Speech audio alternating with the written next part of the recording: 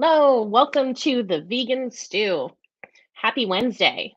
Thank you to Rebel Cheese, the this month's sponsor. We have prize packs from Hodo Foods, Follow Your Heart, Cinnaholic, Revolution Gelato, Terraseed, and Fabulous. Who else gives away prizes like this? Nobody. So go over to the Vegan Stew or to virtualvegfest.com and sign up to be entered into this wish pond. And while you're there, head over to YouTube and subscribe to the Vegan Stew. Don't forget to click that little bell so you get notified every single time we go live. You don't want to miss this. No, you don't. And finally, if you're watching this on replay, put in the comments that you're watching it on replay and let us know what you think. One of us will get back to you for sure. All right, let's bring everybody in. Got Sangeeta from Tilted Planet, Marla Rose from Vegan Streets. Hello. John the Vegucator from Urban Eats, and Kelly Kerr from Climate Healers. Hi, everyone. Hi. Hello. So tonight we are discussing the vegan comeback, and a couple of us had some different ideas of what that meant. So in some ways, the vegan comeback can mean, how do you respond when someone says to you, where do you get your protein? Why are you doing that? People are supposed to eat meat. But it can also be, you went vegan and then you weren't vegan anymore. So how do you manage coming back to the green side? But before we get to that, over to Marla to kick off tonight's news. Okay, well, I'm going to do one story. Kelly's going to do the other. The first story is, it's like I feel like we have to hold on to the positive news that we can, because things are fraught. But that the news that humpback whales have been removed from the endangered species list, because at the height of whaling, about 60 years ago when it started, there were something like 1,500, 1,400 humpback whales off the coast of Australia. And today they have been removed because there are more than 40,000. And this is due to so many, factors. A lot of it is really just, raising awareness about the whaling industry and conservation efforts. But it is important to remind people that obviously all animals, including human animals, are under a lot of danger due to climate change. So that doesn't take the whales or other species of the ocean or other species anywhere out of danger. It just means we are in a better place with their numbers now. We just need to work on the climate change aspect of things. So anyway, that's my story. And Kelly, do you want to bring yours up?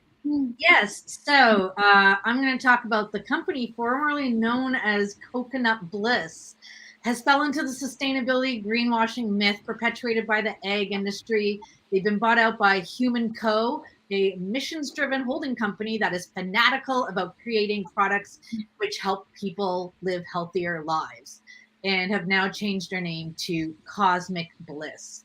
And really what they're doing is just trying to confuse consumers by attaching dairy products to a popular plant-based ice cream line while keeping the logo and style structure intact. They were the leaders in the plant-based non-dairy, food industry for over 17 years. But sadly, instead of seeing the writing on the wall for dairy, they have fallen into, 90% of people eat dairy, and this is from their website, therefore they want to create something that's more sustainable.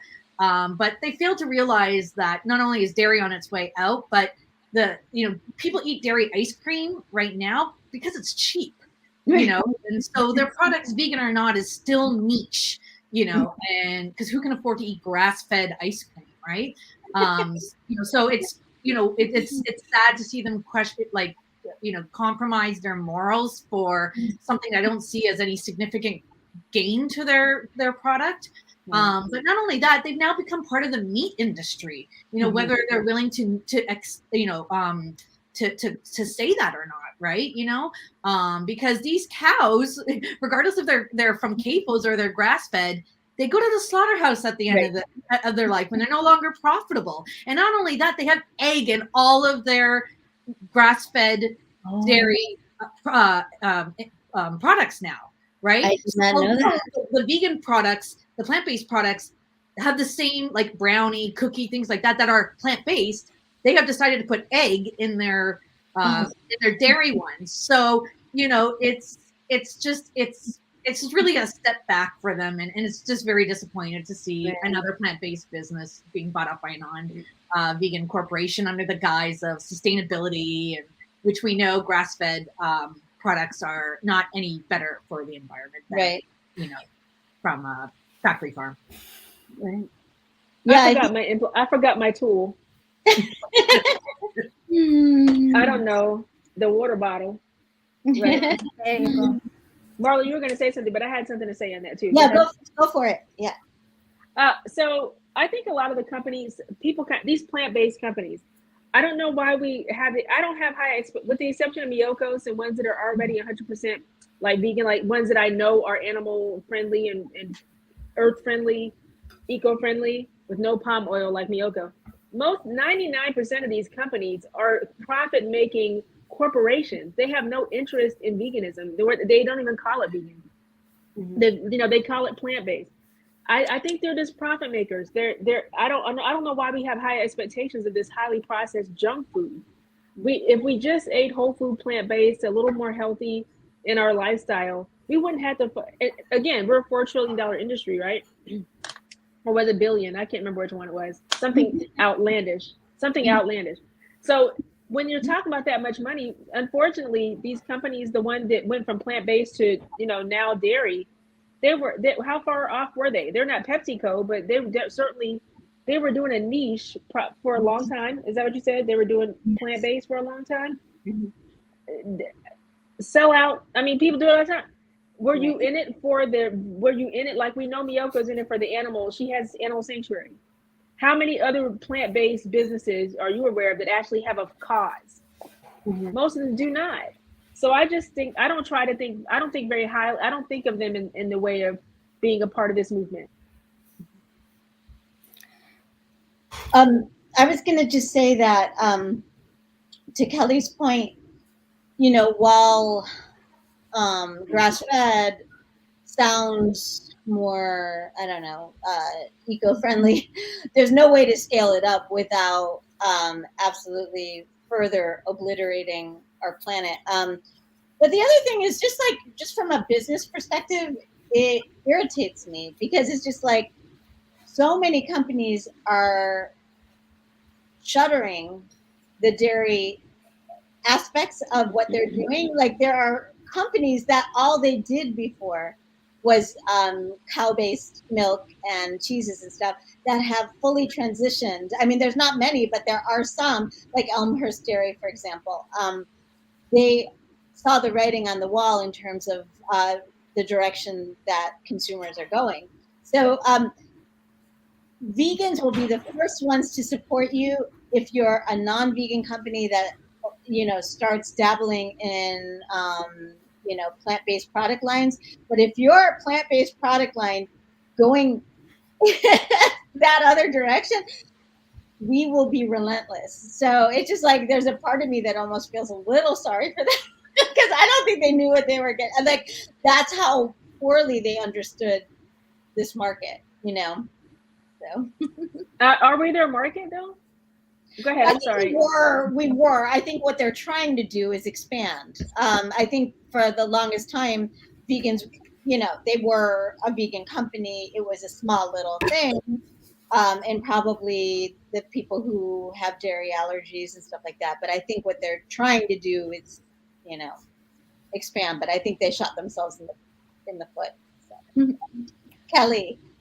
Yeah. No, I was thinking, no. Okay, go ahead. I was just going to say the founder of Human Co. as well, the CEO, before he started like buying different companies, started a chocolate company, which you might have heard of, called Q Kitchen. They're all vegan. So why he would start it, he obviously knows the benefits of, non-dairy products and, and talking about sustainability and environmental and all that.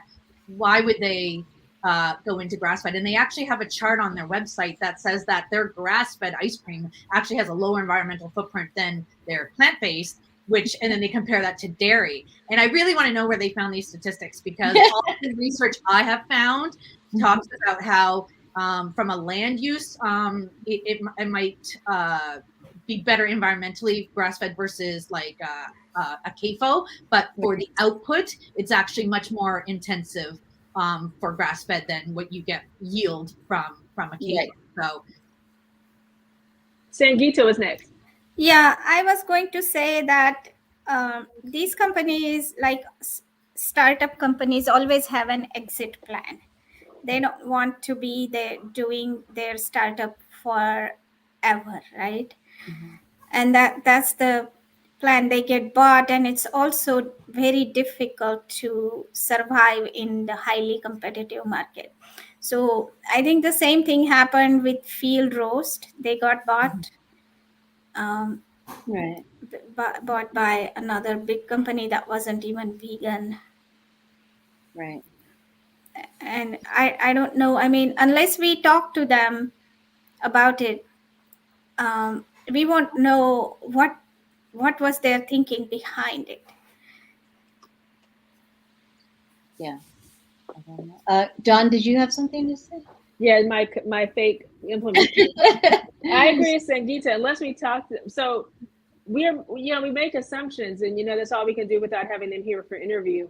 But my hypothesis would be, but to Sangeeta, if these are businesses in business with and whether they had a 10-year plan or a 15-year plan or whatever it was, I'm a business. Every one of us are entrepreneurs, and some of us are brand building entrepreneurs, and some of us there's an exit strategy. No one endlessly, unless you're Hershey's or PepsiCo, even they're conglomerate. They bought a bunch of other companies. They're an umbrella.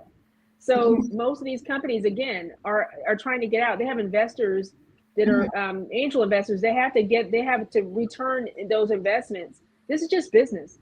They are not to assume. I would never assume that they understand veganism. Right. And I would not assume that they have any interest in that. They found a niche. They found a need in the market. They saw a space and they filled it. You're meeting a need. So to me, that's why I don't look very seriously at these plant-based new or somewhat older companies, unless the only one that gets a pass from me is Miyoko and my guy, Better Chew, because I know how they are. And I know them personally. But even if I didn't know them personally, I could tell that Miyoko is that way. Better Chew, I wouldn't know, because I know G. I know that. But if I didn't know him, I wouldn't know him either, as separate, different. Right. I think, just wouldn't. Yeah. I think a lot of what is going on as the market expands and becomes more profitable, a lot of people get into developing new brands with the exit strategy of selling that as soon as they prove that it's viable and successful and that sort of thing. So while the original owners may have been coming from an ethical place, it didn't necessarily follow them, and was obviously not contingent on the sale of the brands that they remain vegan. Right. They may or may not have They may or may not have had that thinking. Right. But you're right. Mm-hmm. Yeah, who knows? Kimberly? Sangeeta, when you mentioned Field Roast, that reminded me. So I had thought that Field Roast was motivated from an ethical standpoint. And then when they came out with their pepperoni, they partnered with Little Caesars. And they were putting their, plant pepperoni on dairy-covered pizzas. Right. And I remember when they started posting about it, there were so many comments. Everyone like, okay, but where's the vegan cheese? Yeah. We're not going to Little Caesars. Like, why aren't you putting this on pizza that we can eat? And they were kind of just like, no, we're trying to bring more people in to experience our stuff and see that you can, eat this way without harming animals. But you're not, because your pepperoni is on pizza covered in cow cheese. Right. I don't know. I do think that, like, really, if anyone wanted to get into it, finding a career as a consultant to these large companies that are just trying to guess the thinking of, our market would probably be a pretty good idea, because the thing is that nobody wants the controversy. This is not the kind of debut that this new rebranded Cosmic Bliss wanted. They don't want hundreds of comments, thousands of comments probably at this point, taking them to task over it. So I don't know. I just think a lot of people tread into it and don't necessarily weigh things out completely. I think they think that the vegans are just this teeny little thing. They don't realize how heartfelt these things are. And we're just, again, if it's a non-vegan brand that debuts vegan products, we'll be the first to celebrate that, but not the reverse. So, speaking of, should we move into the topic? Because this one, because we could keep talking about this one, because I have my cup could go up like 17 times on this one, because you know how I'm really anti-vegan junk food. I think it's ridiculous, and I think it's killing us. And I think 10 years from now, vegans are going to be filling the hospitals because this highly processed garbage. And then we keep worrying about these people. We need to be worrying, but we need to be working with farmers, and we need to be trying to get some real whole food, plant-based food in our belly, and stop worrying about these people out here who are trying to get their billions and trillions of dollars. Mm-hmm. So yes, let's move on. Right. Yeah. I mean, if you speaking of Miyoko, if you look at the products that she's releasing, she's got a cottage cheese coming out in a few months. She's really emphasizing the nutrition of this product, not meltability. I mean, cottage cheese isn't supposed to melt, but you know what I mean. She's really emphasizing ingredients. And she doesn't use palm oil. She's very concerned about the environment. She doesn't use palm oil. She's very intentional about animal. She's very animal activist. She's very environmental activist, and she wants people to be right. Yeah, she's a what? A B corporation. Right. So that's part of her whole ethos. So we got to put Miyoko in a different strata, and of course she beat dairy by getting to use the word dairy. She beat him in court. So Miyoko's like a rock star. We can't really put her on everybody else. Yes. Yeah. So she's very and I have her coming to my event on April 30th. Oh, nice. I'm so jealous. She's is one of my just speakers. Demoing, or is she doing a cooking? No, she's doing a talk. She's one of my speakers. Oh, great. Awesome. Yeah, she's come to Vegan Mania. Oh, that's awesome. She's fabulous. Mm-hmm. All right. But anyway, yes. So it's kind of in this whole era of social media and conversations with strangers online and stuff. That one of the things that vegans are very seasoned in is this whole idea of getting pushback from ill-informed people, or people who have notions in their mind or stereotypes or whatever that aren't fully fleshed out. No pun intended. And the perfect storm for this is social media, where strangers can comment on threads and do hit and run kinds of attacks and character assassinations and that kind of thing. So I'm wondering, I think at this stage of social media, a lot of us just avoid the big groups where those things are happening. Patricia said, I'm waiting for a great mozzarella that melts. I'm working on it. We Italians want that. Yes. But Miyoko has a product that is liquid mozzarella that melts perfectly. Hey, Patricia, go in the store and find Miyoko's liquid mozzarella. I know it's weird, the concept of that. And not like with Miyoko crazy today. But you talk about mozzarella, the best liquid mozz that melts on a pizza that leaves those stains that a whole mozz piece would leave.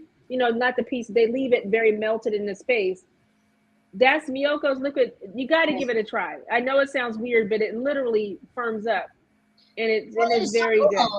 it's like a true innovation. Like dairy companies is. didn't do that, you know? And she patented it, so nobody else is going to be able to do it. That's wild. So she's got it patent protected. Yeah, but go on with what you're saying. I just wanted to So- respond. She said that doesn't work. She said What I'm that doesn't work. I'm sorry. What I was asking is what from your earliest days of being vegan. Oh, that doesn't work. Okay, sorry. Mhm. What were some of the most common bits of pushback that you got from people who are anti-vegan, who are trolls, who are, they don't even have to be anti-vegan or trolls. They could be family members who are just, Can I misinformed. respond to Patricia? No, I want to help her. Yeah, Patricia. no, I know. So there's a butcher in Berkeley. It's called Butcher's Son, and they're in Berkeley, California, and they do ship. They have excellent artisan cheeses, including mozzarella. And there are a lot of, you need to look online. And I know you're Italian, they're being very specific here, but they make excellent mozz at the Butcher's Son in Berkeley, California. And they do ship nationally. And there's another one that makes really good vegan mozz. So if anybody knows any, please share with Patricia. But yeah, so yeah, just wanted to share that with you guys. Sorry. That's okay. Patricia, I was also going to mention that Veg News maybe a week or two ago did a roundup of their most highly recommended cheeses. So you can look at that and say, yeah, I tried that one. I didn't like it. I tried, or you could say, oh, that's new to me. So you might want to look on the Veg News website and look for their roundup of, I think it's like 16 or 17 cheeses. So anyway, so back to your pushback. What have been the most common? I'll maybe change the way I phrased it. What have been the most common tropes that you've heard that have been vegan? Yes, Sangeeta. You won't get enough calcium. Okay. Was the reaction and really a serious concern from my family. Do you think that's Indian influenced? It is, so Indians are heavy on dairy, Right. and they can't imagine life without dairy. And the dairy industry has fed this myth that the only way to get calcium is through milk. And so that's all they knew. And so I got those comments, and I went vegan. Then I got pregnant, because I was already married then. So Right. I got pregnant, then had a baby, and then I took my 2-year-old to India with me. And so there were genuine concerns about what I was doing with my child. Wow. And so how did you respond to that? Well, I had anticipated that, and I had carried PCRM pamphlets with me. And I just didn't engage verbally with anyone. If somebody said anything, here, read this. And then whether people got educated with that or they got annoyed with that, they stopped engaging with me. Right. Good. Well, good. That's You were prepared. That's half the battle, I think, or half the solution at least. Yeah. Right. How about So you? Yeah, I'm sorry. Go ahead. No, go ahead. I was going to ask, how about you, Dawn? Have you had many recurring tropes that you've heard? Because you kind of handle things in a different way, in that you have a lot of clients that you're right. Then I do a lot of talking about this. So my most common, so it's really, I don't really get the tropes on why. I get the pushback on, why they can't, not why am I. I get more why they can't, the excuses. I get more about the excuses through clients, or about people that I'm trying to, convey this message to at a demo or at a presentation. That's the kind of pushback I get. I can't do that. I'll miss my meat. I'll miss my fish. I'll miss my chicken. I get a lot of that. So I have to combat that more than the vegan I do hear the comment, the first year, I guess the first amount of time I heard about the protein, but that's such an easy one to swat down. My response to that is, where do you get your fiber? So typically when somebody asks me about that one, I just say, where do you get your fiber? Right. It depends on who I'm talking to. And then I get to attack them because they don't get fiber. They think it's in the meat. And it's not. So I get to smash them with that. Yeah. So I kind of just turn it around depending on who you're talking to. But I don't get tropes a lot on that anymore. I hear about iron, and I hear about people don't get me on calcium. I haven't heard the calcium though, but I do understand what Sangeeta is saying. I was thinking myself, I would hear the calcium one like once in a while, but more when I first went vegan in the 90s. I haven't heard that one in a very, very long time. So yeah. How about like Sangeeta, yeah, I like the PCR. You got to give people education. Yeah, it's critical that you give people the links to sites. We have to always be educators, because they're looking to us like we're nutritionists and dietitians and stuff, or they think that we are, and we know more than them. So we need to be able to point them in the direction in which we got our data and our stats, our information, our why. We need to be able to point them in those directions. I love that Sangeeta took the side notes from the fact sheet from PCRM, and PCRM will send you the fact sheets if you want them. And you should have them. I have them on my phone. Yeah. And I have a little notes thing where I can send somebody about heart disease. I can send somebody about cancer. I can send somebody about dairy and fish. I have little videos of Michael Greger's and all this other stuff. So I just think you should just be armed and ready for this. Right. It's so valuable to be prepared, to not only just be able just to send stuff off, but to be able to have an educated conversation with people, use these terms that, like, I think people a lot of times are a little surprised when they enter a conversation because they don't realize how little they know on the topic. They've heard these buzzwords maybe about iron or whatever, or boogeymen, and then they use it, Yeah, but I don't send it to them. I'm in their face when I'm talking. That's why all the videos. Yeah, no, I know. Yeah, I do send it to them. But when you're talking to somebody, you should have them. Look, I'm not having a long conversation with you. Here, watch this 3-minute video by Dr. Greger. Right. And then we can talk after you watch it. If you're not willing to watch it, I'm not willing to have a long conversation with you about it. Sure. Well, it's kind of like, let's meet each other halfway somewhere in the middle, because I'm not going to do all the heavy lifting here. There's a certain responsibility that you have to, so when I know that you're coming at this, from the perspective of wanting to learn, then we can have a conversation. But if you're just like, wanting to tune me out, I've got better people to spend my time on. So Kelly, how about you? What are some of the common tropes that you've heard at the beginning and hear these days, and have they changed? I don't know how long you've been vegan, Kelly. I've been vegan for over 7 years. Okay.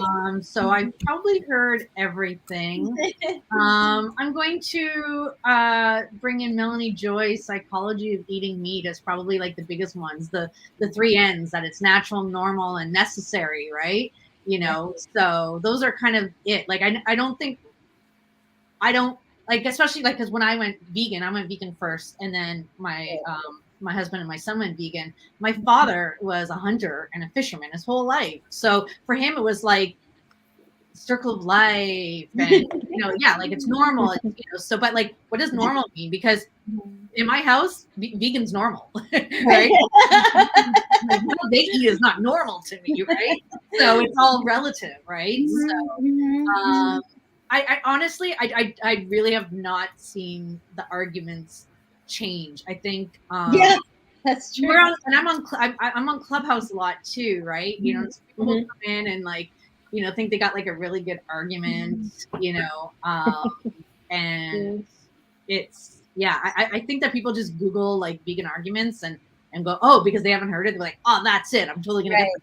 Or it's like the first thing that popped in their heads, I don't even want to give them the credit that they did any kind of, because they're being vegan this long, I feel like I heard everything in the first year or two, you know, and then once in a while I hear something else. Like there was one a few years ago that, you know, cows produce CO2, so aren't we helping the environment by eating the producers of whatever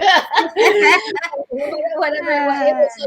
Like, I almost had to grudgingly acknowledge some respect, because it's like, well, at least that's original. But it was but yeah, I feel kind of similar to you, Kelly, in that I think a lot of times people come into it like, aha, they haven't heard this one. And it's just like, and you can't yawn in front of them. You can't be rude. You have to try to, you know, listen and stuff. But so often it's the retread of the same over and over again. How about you, Kimberly? Have you, one, what are the common tropes that you hear? And two, have they changed over the years?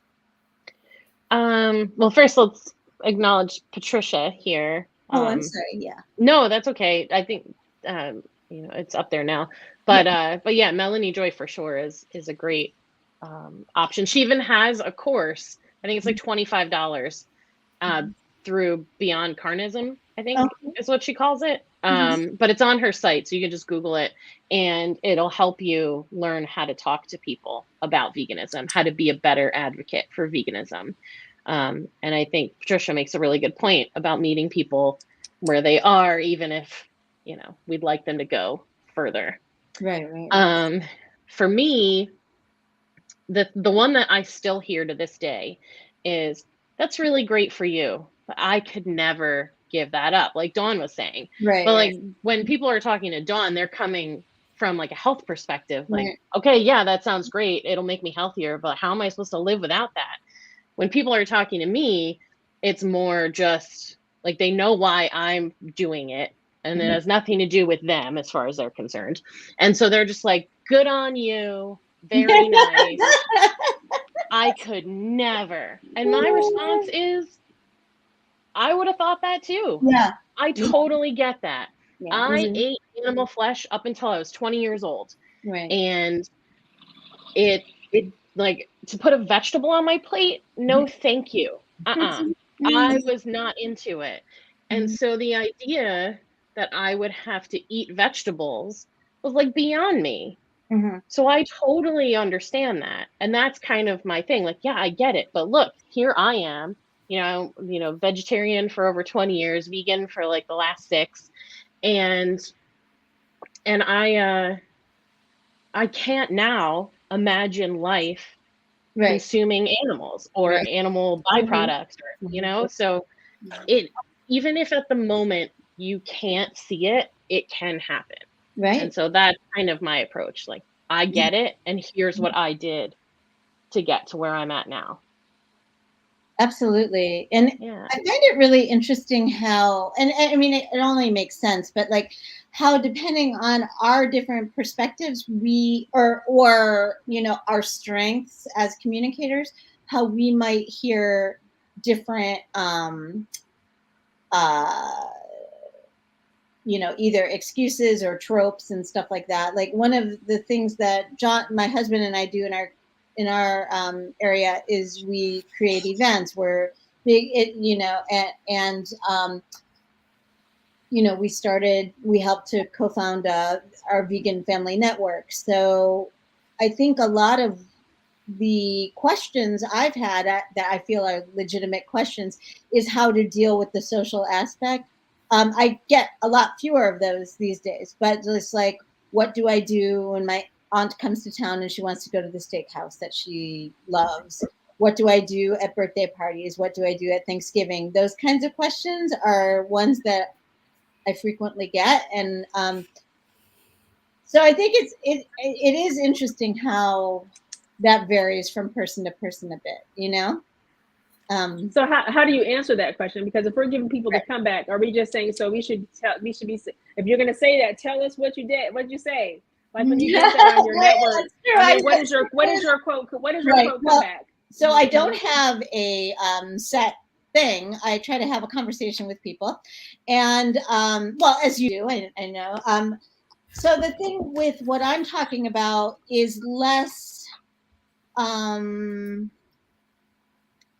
like what you're talking about, Dawn, is more, these are the facts. What I'm talking about when people bring up this topic is how can we navigate this, Right. So a lot of times it is kind of that, more of that conversation, and just trying to, like, my thing is, I don't always relate fully to feeling that intimidated by being someone who's different. Like there are people who are genuinely worried about like getting the one plate at their company meal that's different. They're worried that they're going to look strange, or that people are going to stare at them or think that they're superior or whatever.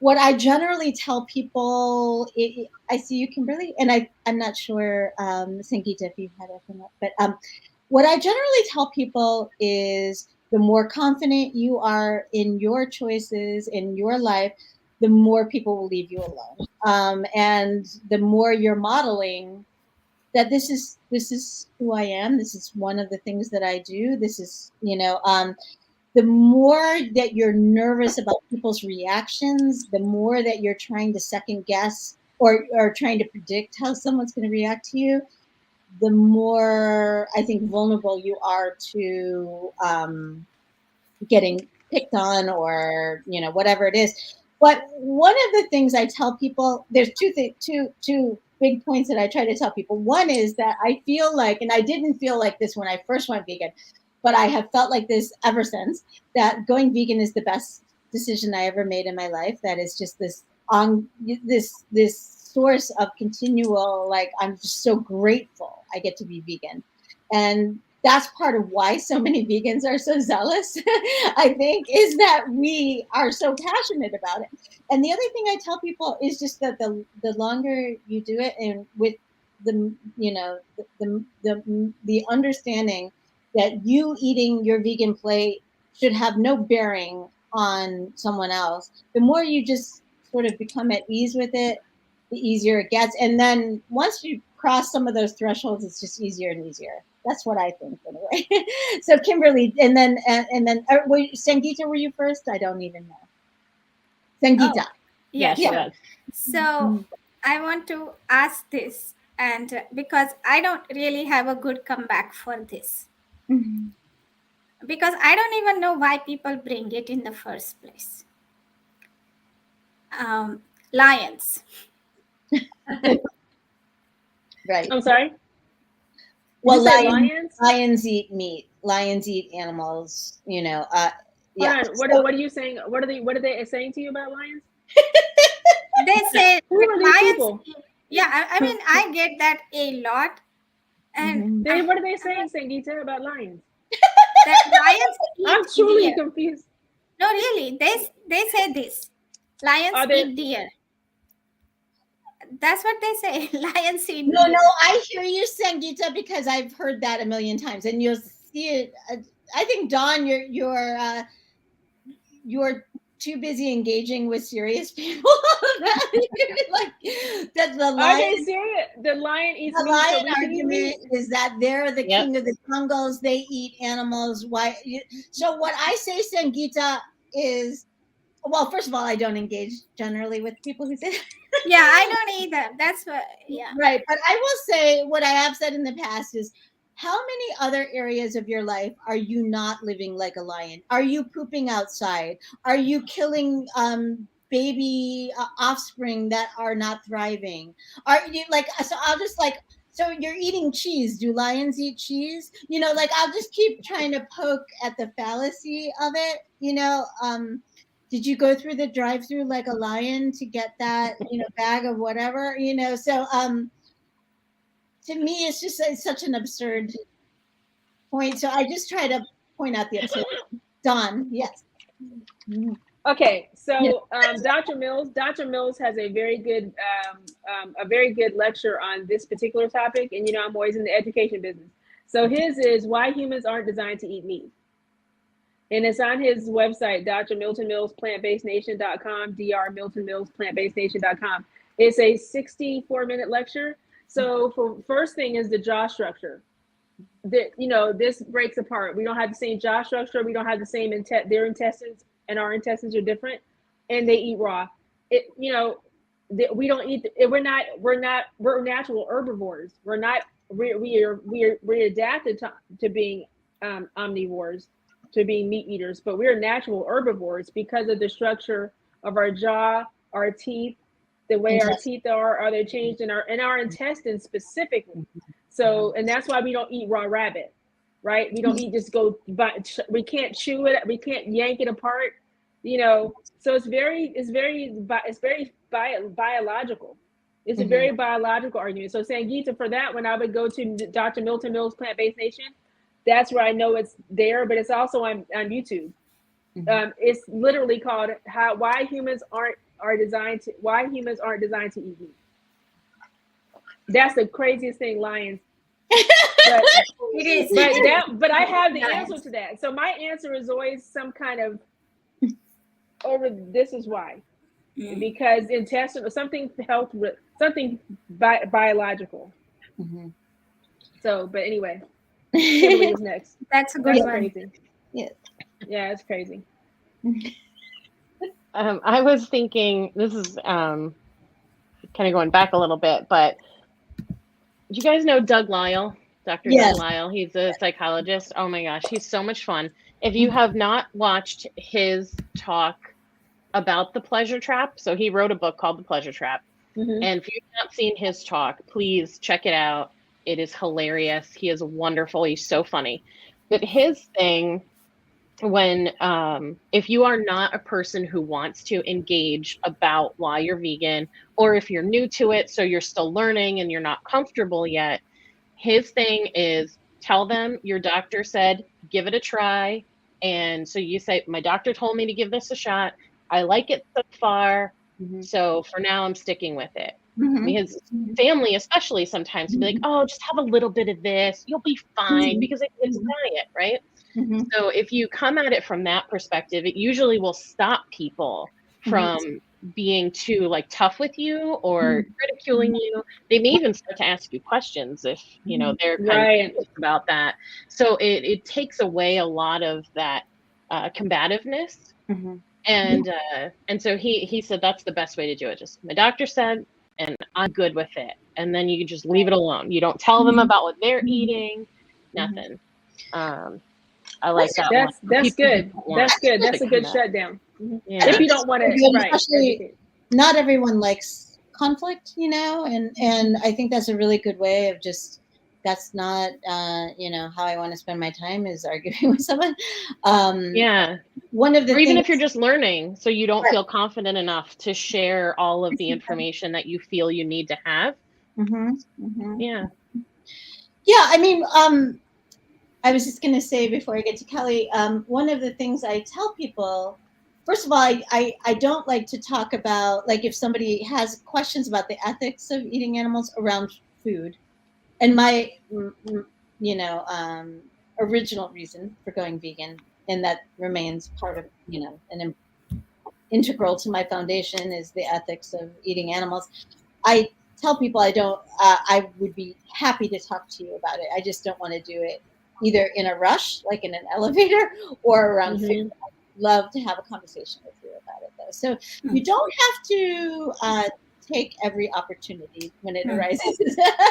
So Kelly, what were you going to say? I was just going to say, I think that there's a lot of power in our individual stories, at least for, me, because I'm very much an ethical vegan. And I went vegan because of a poster on a subway talking about pigs singing to their babies. And as a mom, I was like, oh my God, because I was a vegetarian a long time ago. And I started eating meat again when I was pregnant with my son.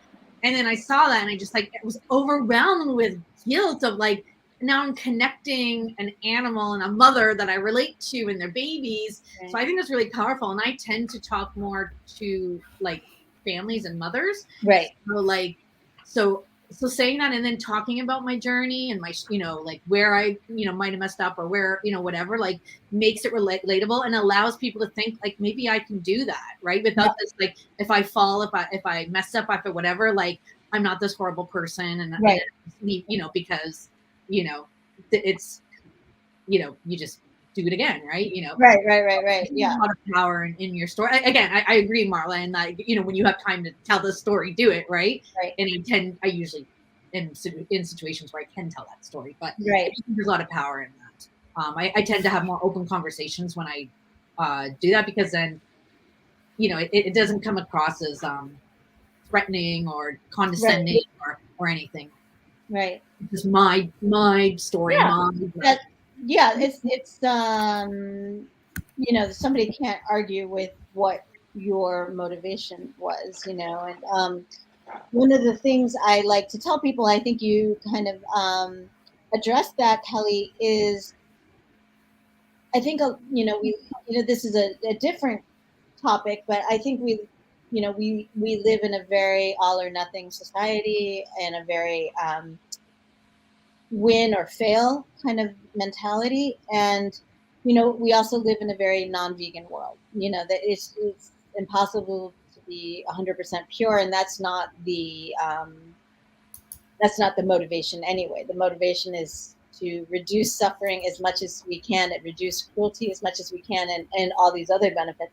But one of the things I tell people, and I think it's really helpful, at least that's what people have told me, is if you make a mistake, whether it was intentional or not, sometimes, especially in those early days when people are getting cravings or whatever, or they just misread a label and didn't see something on it. Your next meal is your next opportunity, and so you use them as learning moments, as teachable moments, and I think we just live in such a judgmental world that we're thinking there's someone shaking their finger at us, even if nobody's around. So one of the things I like to do is try to remove that and just tell people, just get back on it. It's not a big deal. I can't tell you, it's probably countless times that I've made mistakes, over the years. And I just try to do better all the time. That's all you can do, Was there a hand or yes, Don, and then Kelly. Yeah. Oh, well, Kelly's probably going to come back on what you just said, so I'll wait till I'll go after Kelly. I was just going to agree with you, Marla, in that like we know that the recidivism of veganism is so high, and I think like it's partially due to that, where we see people when they stop going vegan, they're so anti-vegan because I think we put too much pressure, like you said, on that all or nothing, where if they mess up, we're like, no, you're not vegan, you're not vegan, blah, blah, blah, and so, we're not making any gains when we do that. Right. As frustrating as it is for us, we want people to just get it and do it right. Like, it's not that simple. Right. And it's not a club. It's not a clique. At least it shouldn't be. We're trying to be as welcoming and inclusive as we can be while maintaining the vegan standards. Right. So yeah, Don. So Kelly brought up another thing that I'm going to talk about, which brings us into the other part of the conversation, which is about the comeback for those who've fallen out the wagon. But before I go to that, I wanted to mention, so I think you should always, in your why, which Kelly mentioned, and Marla, everybody's mentioned it, I think we owe people, because we're vegan, we have this, I really feel like we have this responsibility, because I'm so focused on the health, and I also am animal and environmental, you guys know that. But because I get so many people that attracted to what I do with the health, we owe them a story. We got to have a short elevator pitch kind of story, and it shouldn't be the whole story. It's enough to get them teased. It's like a teaser when you're watching a movie, like you're at the movies and they show all those promos. Those teasers are what to make you go and watch the movie when it comes out. So I think we owe them at least a teaser. And I love the pig and the mother pigs and that story, because that makes me want to go, and then I want to hear more. Maybe I get your number, or maybe we exchange communication numbers. Right. And then the other thing is, I think in our modeling of veganism, we also have to do this again, this education. I just think that, like you said, this judgmental thing, it exists in small areas, but really it's about the educating. I think that we need to really focus a lot more on that, whether it's social or otherwise. I think that we got to tell people how we did it. You know, that storytelling is crucial. That's how we've survived for tens of thousands of years because we were storytellers, right? And culturally, we're all storytellers from our different cultures. But that leads into what Kelly said about the recidivism rate of people falling off the wagon and the vegan comeback from that. I ran into a guy today. I took my mother out to lunch today. We went to a place called Sanctuary Bistro. It's a plant-based animal sanctuary place. It really good.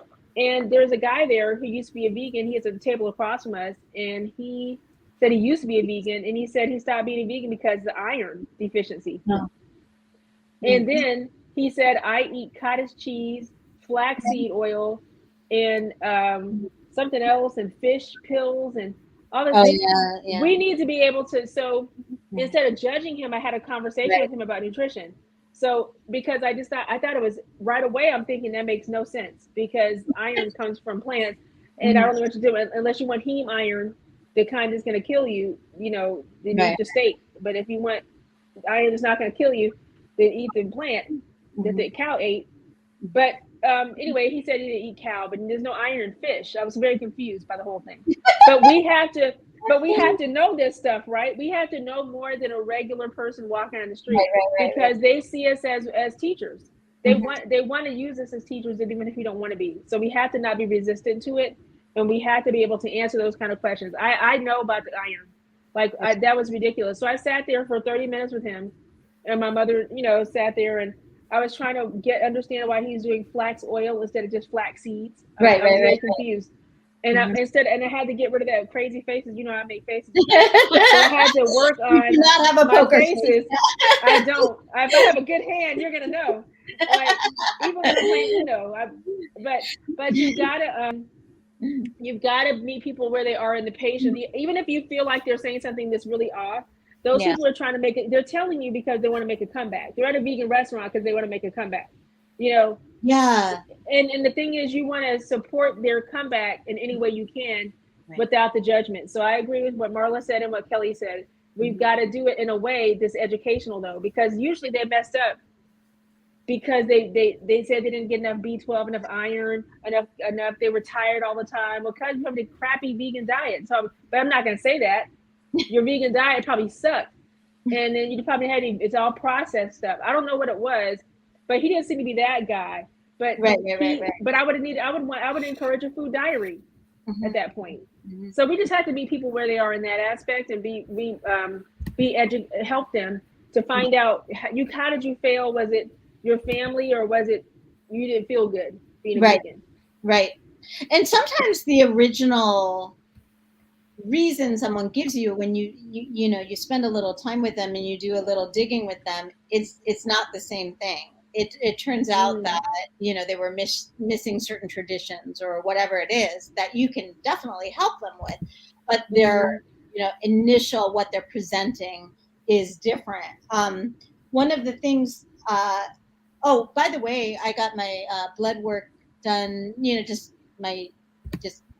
I wrote blood thing the other day, and my iron is exactly where they want it because I throw kale in my smoothies every morning. But my point is, I can now use that when somebody asks me about iron. I say, well, I'm just one person, but this is what I do, and I have no issues with iron absorption or whatever. So one of the things I wanted to comment on that both Dawn and Kelly said that I think is so important and probably worthy of its own segment show is the importance of storytelling. I feel like the vegans, the people who have stopped being vegan, a lot of times they didn't have a compelling story. A lot of times they went vegan because their husband or their girlfriend or whatever it was vegan, or they wanted to lose 5 pounds or what. It's not an entrenched, I can really sink my teeth into it kind of thing. Why? So why? Right. So sometimes what I do with people instinctively without really having labeled it is I try to get them to locate their why, because that's really something that you can build a foundation on. you know, you can't, if it's just like, you know, it's not going to take, in my experience, because it's just too Right. many obstacles, you know, from living in a non-vegan world to temptations or whatever it is. So I think it's a really good point. And I think something for us all to think about is Hmm. how can we foster that in other people, is to tease that out of them a little bit more, is their why, their story. Exactly. Sangeeta, what's up? Yeah, so Marla was talking about her blood test. Is that what you were saying? Your Yeah, iron the was. blood labs. Yeah. Yeah, so it so happened like I was in India a couple months ago with my daughter, and she had to undergo a blood test because for she got some throat infection. So, and then my brother got the results, and he was looking at it to see, you know, out of concern, like how is this vegan since conception 13-year-old is doing. Yeah. You know, and he was so surprised to see how high her iron was and her calcium. Awesome. I love it. Okay, there's no That's proof. excellent. That's the proof in the pudding, right? Proof Yeah, is in the nothing. pudding. Yes. The proof is in at the doctor's office, right? And Right, and exactly. at the hospitals Exactly. you know, so that's true. Right. Yeah, and to your second point, Marla, you know, we know that diets fail. We know that. You know, on one hand, diets fail, but we look at these traditions like, you know, in Ramadan, millions of people go on this particular, it's not a diet, but it's a, you know, lifestyle change. You Like a even though fast? fast, Fast. yeah, yeah, Mhm. they have these fasts, and people do that without failing.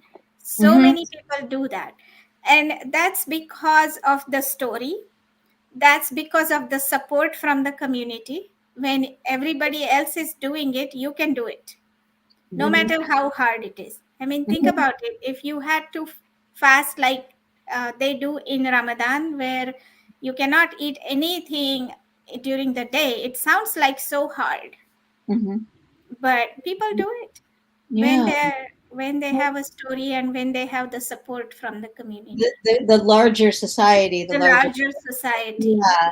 Yeah, I would say that there's also the other factor of it being this specific time frame rather than you know, the rest of my life. That tends to be, I think, a little intimidating for people. Kelly. I just wanted to say, Sangeeta, you're so right about community being so important. And when I went vegan, I did not have a vegan community. I was just like, I'm vegan. I don't know if I'm going to die. I don't know if I'm going to die. Like, I'm doing it. I know I want to do it. I know morally this is absolutely aligns with me, and you know, and but then I looked like, because it was the iVegan campaign, it was the Why Love One, the other campaign, right? And then when I looked into that, I found the Save movement, and then I went to a function that they were having. And I was like, oh my god, look at all these vegans, right? And that was it. And not to say that, you know, I mean, I don't know if I would like have stopped being vegan if I didn't find them, but knowing that there was like, okay, I'm not the only one. I mean, I don't, you know, not that I didn't think I was the only one, but Right. Breed, right? You know, and going, wow, look at all these healthy, happy vegans. Yeah. It's so important. And I think that like that's something that we should really take serious, and making sure that we're giving people that inclusive, warm community so that they can really see themselves, you know. Right. And all different kinds of vegans of Yes. all different, you know, ages, races, you know, influences, and that sort of thing. I think the thing is, even if you're not a social person, even if you're not like into potlucks or whatever, we are a social species. You know, the anthropologists know that human beings are, you know, it doesn't mean that we, you know, have to be hanging out with thousands of people every day, but it does mean that we survived partially because of this inclination, and we thrive partially because of this inclination of creating groups, so I think the idea of like kicking someone out gets at such a visceral, deep source of so like whether it's someone being kicked out, quote unquote, because they're no longer eating like the rest of their family, or someone getting kicked out of the vegan world because they made a mistake, that just hits such a primal fear. Dawn. Yeah, and I know we're out of time. I was just going to hit on that. I think we need another show for this topic that I'm going to Yeah. bring up here at the end as a comeback. But so when we say we're not going to kick people out, there are a lot of people that are plant-based that they say the word vegan, right? And then I'm plant-based and vegan. I understand the difference, but most people don't know the difference, right? So I'm whole food, plant-based, and vegan, and occasionally I do this, right? But it's processed, yeah, but highly processed. But I think that veganism should be more embracing of those plant-based people who are whole food plant-based, who wear leather shoes, and try to educate them on why, because mostly people that go into when African Americans or Black or brown go into vegan, it's for the health mostly, and they're never gonna say plant-based because they're not thinking that way. But then they might wear leather and have a coat. We need to educate. That's why I say vegans who are vegans for the animals need to do a little more education with those who are coming into the movement, because I think there's a real riptide between plant-based and vegan, and I think it really does us no good. Right. It does us no good as a community. We need to coalesce those two. Right. And figure out where we meet. And I know it's around the table, right? And I know it's very different around the table because I'm always coming out here talking my stuff, but I know it's very different around the table. But we still need to meet around the table because I'm a plant-based vegan, so I think about the environment, the animal, and the health, and we've got to get the other plant-based people to think around that because we need a stronger coalition. I couldn't agree with you more. Whittling away at we're still a pretty small percentage of the population. If we keep, kicking people out because they're not answering correctly, the thing is that some of the people I know who are the most committed, ethically consistent, compassionate people came in through the door of health. So you never know what inspired someone, and it's not really our place to judge. It's like, welcome in. But I think we're kind of near that ending time. Kimberly, I want to thank everyone, myself, just thanks for being here and thanks for the comments and stuff, but I'm going to pass it over to Kimberly. All right, thank you. So we'll close things out. Bye, ladies. All right, well, thank you all for being here. I think that we have come up with some topics for future episodes. So that's pretty cool. I love when that happens.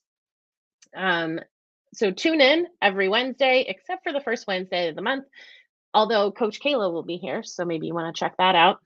And yeah, I guess that's it. So have an amazing night, an amazing week, day, whatever. I'm here Monday for Fireside Chat with Kimberly at 7 p.m. Eastern. And then, I think that'll do it.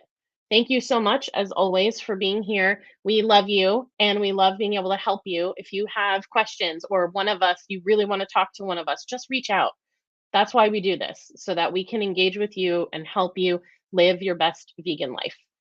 Have an amazing week. Bye-bye.